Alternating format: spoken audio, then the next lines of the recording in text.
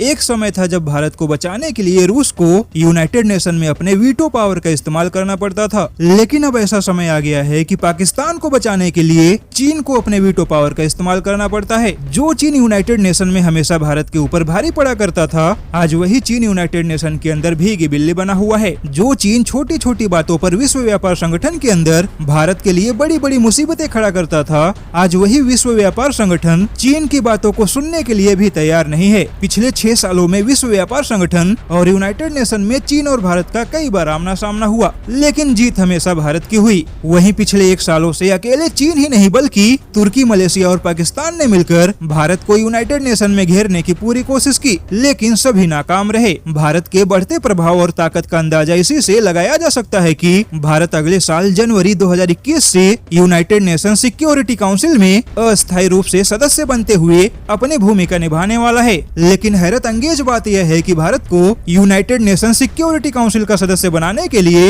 192 में से 184 वोट मिले थे, और वह भी भारत को इतना बड़ा समर्थन तब मिला था जब भारत जम्मू कश्मीर के मुद्दे पर फैसला ले चुका था और भारत को घेरने के लिए चीन, तुर्की और पाकिस्तान ने अपनी पूरी ताकत लगा रखी थी। इसके बावजूद यूरोप और अमेरिका तो दूर की बात, खुद मुस्लिम देशों के संगठन OIC ने भी भारत का विरोध नहीं किया। चीन को समझ नहीं आ रहा कि आखिर भारत की राजनीति चीन के ऊपर इतना हावी कैसे हो गई, और अब चीन को इस बात की चिंता होने लगी है कि अगले साल से भारत UNSC का सदस्य बनते ही चीन के खिलाफ अपनी घेराबंदी और भी मजबूत कर देगा। वहीं तुर्की को भी भारत के बढ़ते प्रभाव और वैश्विक संगठन में भारत की मजबूत होती पकड़ से काफी हैरान है और कई बार आह्वान कर चुका है कि मुस्लिम देशों को भारत के खिलाफ अपनी आवाज उठानी चाहिए, लेकिन चीन, तुर्की और पाकिस्तान की सारी कोशिश अभी तक बेअसर साबित हुई है।